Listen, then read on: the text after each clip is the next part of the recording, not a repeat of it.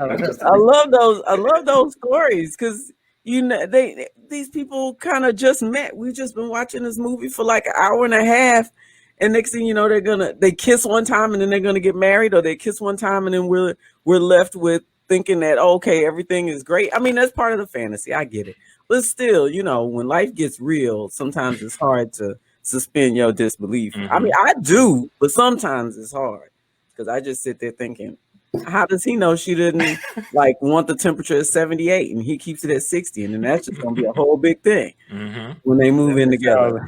Sound like the real Hallmark.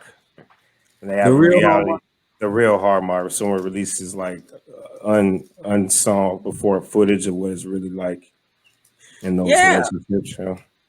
Because it is misleading. I mean, imagine if you're a teenager and you watch those stuff because your parents watch it. Now you're internalizing. That's how a relationship's supposed to be. We're supposed to get it right from the get-go. There should never be a conflict, and you should always laugh at my jokes or whatever, right? Any conflict you have was a comical misunderstanding at the beginning of your relationship. Absolutely. Instead of sometimes you might have like a ton of skeletons in your bag. As soon as y'all get comfortable, that shit start popping out. You're like, oh, let me tell you about this thing. What the fuck you mean? Let me tell you about this thing. I thought you said you had no kids. None of them live with you. Wait a minute. Yeah. Okay, currently in this space. Now I don't have them with me. It's like, people are way more opportunistic, and the bad guys are too predictable, man. Bad guys, like bad guys, man. It's so complicated. People don't do bad things because of just one moral, mishap. It's like sometimes it's way more complicated than that. Do Hallmark movies have bad guys? They have an opposition. They'll have somebody. Sometimes there's a rival, a woman who's rivaling the main character for. They both work in the same Christmas decoration shop, and right.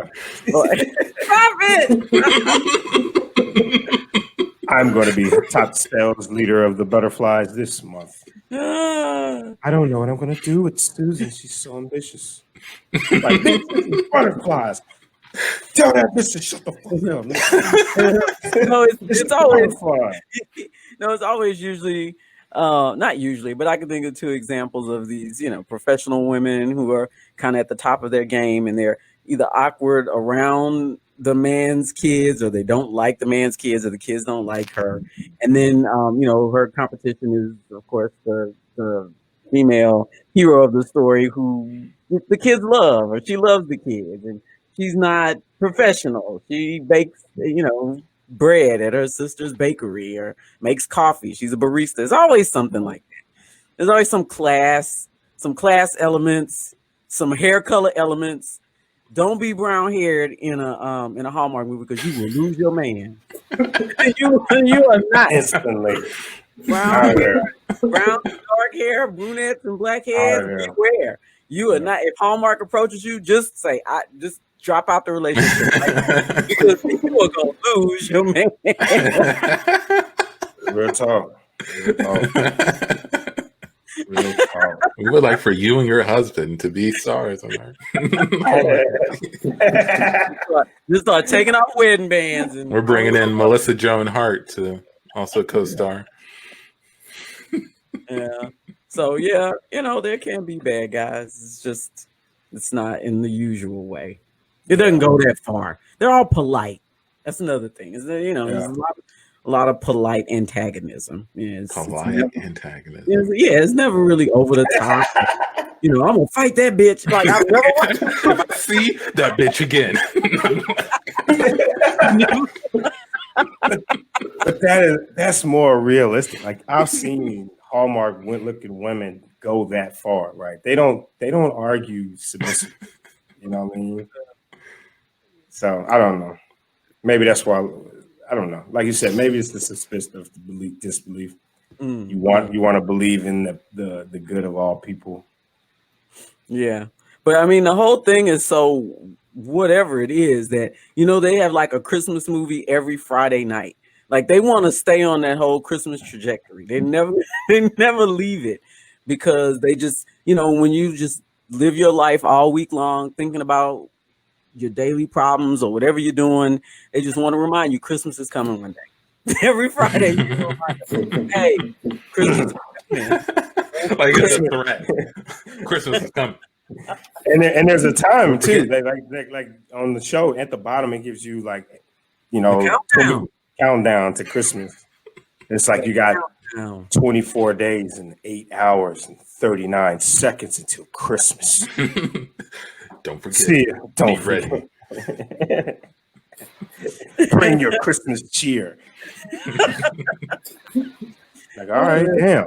There's a lot of pressure. There's a lot of pressure around. And I'll admit that I'd be remiss if I didn't admit the irony of me complaining about talking about Christmas too early. It's October when we're recording this, and I brought it up. I can't like. Yep. Like, I'll tell you what I hate talking about. Anyone tells me. Well, but you're bringing it up because it's coming up, right? You can't escape it in the stores. And probably another reason people decorate and do all of that stuff is because you spend so much money on that crap. The thought of just putting it up, I mean, and it's got to take a long time. I've never put up Christmas lights, so I don't even know what that's about. But it's got to take a long time. And so if you put in that much effort, you like, I'm going to get about a good 5 months out of this. Yep, 5 months. If I got to climb on the roof and tack down some lights, they're going to be up there for a while before I take them down. So, all right, we cut to a husband and wife talking about the lights. Look, if you want me to put these lights up, they're going to be up there until I feel like taking them down. Right? No. Come on. There's a season. No. Last year we got a letter from the HOA. They said you've gone beyond the time. The earliest we can put them up is right after Thanksgiving, and then you have to have them down the second week of January. You can't have them up. You can't. No, we can't do that.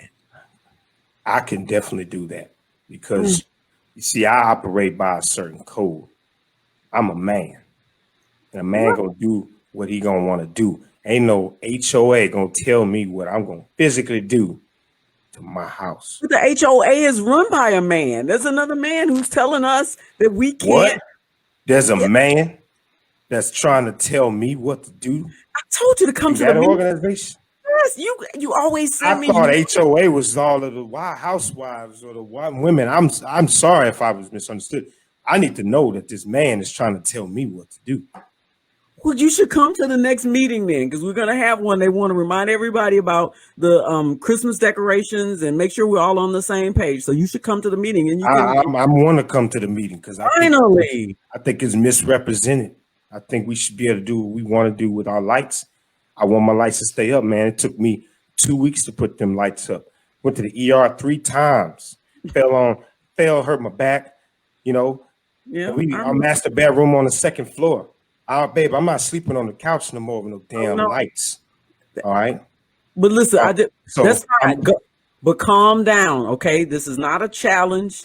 I don't want you to make a scene. You can voice your opinion. You might want to write a speech or something so you can have all your thoughts together so you don't get excitable. I'm a man. I don't need to write my thoughts. My manhood is going to explain. No, not your manhood. I don't need to do none of that. I'm just going to come there and just let them know exactly how I feel. All manhood. We cut to the HOA meeting. Okay. So we got a few more people in here today. A couple of faces I haven't seen in a while. How you doing? Please. I'm giving my opening statement. I just wanted to say real quick before I open the floor, the neighborhood is looking beautiful. I can already tell he ain't no real man. Decorations are looking beautiful. The grasses are of perfect height, except for one house. And I think we all know what house I'm talking about. Mr. Miles, hello. How y'all doing? Something you wanted to say. You pulled me aside earlier. Yeah, I was trying to ask you why you didn't let me park in the parking spot outside. You ran up too fast. You know, The I didn't designated like parking spot for the head of the HOA. Well, after I fell off my house, I have to be real close, and my handicap sticker ain't come in. So this one was right in front of the There's door. a handicap spot on the other side of the building with a ramp that leads up. You ain't got to put your hands in front of my face, man. All right.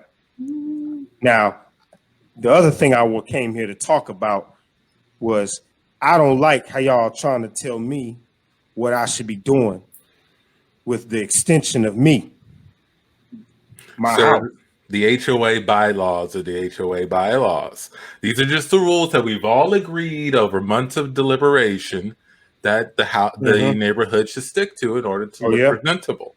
Oh yeah. What does it say? What's in the bylaws for when a man falls out off of his roof onto the lawn? You know, what does it say about that? I didn't see any neighbors come out to save me then. The bylaws state that if you're operating on a ladder that's higher than 6 feet, you should have someone spotting the ladder to keep it stable. And thus, if you were to fall off, you'd have someone there to. I'm sorry, is this your first HOA meeting, sir? It is. Your first HOA? Okay. Yeah, it's my first. Well, I'll tell you what, we got other things we got to get to. So I think this has been settled. I'll talk to you after if needed. All right, on to the next thing. Cut to the end of the HOA meeting where he walked up to him next to a car. Look, John. Yes. I know about people like you. People who want to come in and change things, modify the HOA. I bet you're looking even to join the HOA. Well, look, I'm the most ambitious man in this whole town. All right? I even dyed my hair to show it. So I just want to let you know, you're not beating me at this HOA stuff. You can try and join the committee and get your votes to make the lead, but it's not going to happen. People love me and my ambition, except for the kids. For some reason, kids don't like me. Anyway, I just want to pass that on. Well, I thank you, Mr. Whoever you think you are. Head of the HOA. How about head of shut your mouth? Because I'm about to explain to you who I am. All right. I'm a man. All right. My father was a man and his father was a man, not biologically, but in spirit. They weren't men biologically? I mean, don't think about it biologically, because of course they were men biologically. I mean, man is in spirit. Now you think because your hair is all different color and you got on a suit because you're the head of the HOA, never heard of that organization. You know, you think you're tough shit, huh? If I didn't fall off my roof, I'd be able to put you in a headlock in 5 seconds. You'll be crying for your HOA buddies to come over here and save you.